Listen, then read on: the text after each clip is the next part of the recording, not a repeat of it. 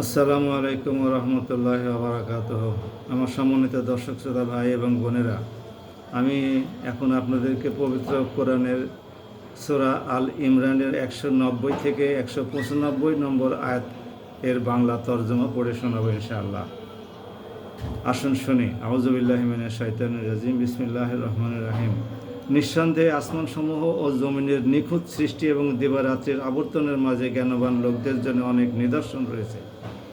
যারা দাঁড়িয়ে, বসে এবং শুয়ে সর্বাবস্থায় আল্লাহ তাআলাকে স্মরণ করে এবং আসমানসমূহ ও জমিনের এই সৃষ্টির নৈপুণ্য সম্পর্কে চিন্তা গবেষণা করে এবং এসব দেখে তারা বলে, হে আমাদের রব, সৃষ্টি জগৎ এর কোনো কিছুই তুমি অযথা পয়দা করনি।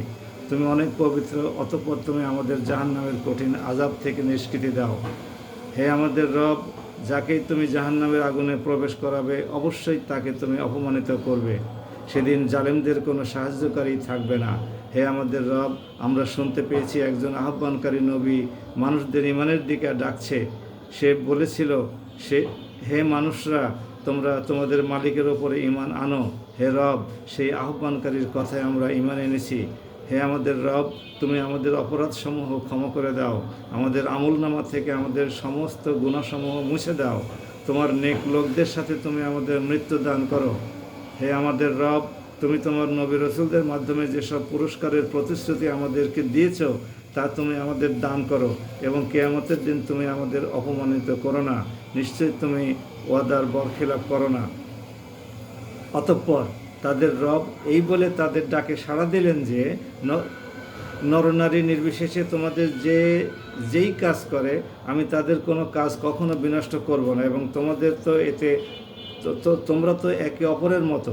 অতঃপর যারা নিজেদের ভিটামাটি ছেড়ে হিজরত করেছে এবং যাদের নিজেদের জন্মভূমি থেকে বের করে দেওয়া হয়েছে, আমারই পথে যারা নির্যাতিত হয়েছে, সর্বোপরি যারা আমার জন্য লড়াই করেছে এবং আমারই জন্য জীবন দিয়েছে, অবশ্যই আমি তাদের গুনাহসমূহ মাফ করে দেব। অবশ্যই আমি তাদের এমন জান্নাতে প্রবেশ করাবো যার তলদেশ দিয়ে ঝর্ণাধারা বইতে থাকবে।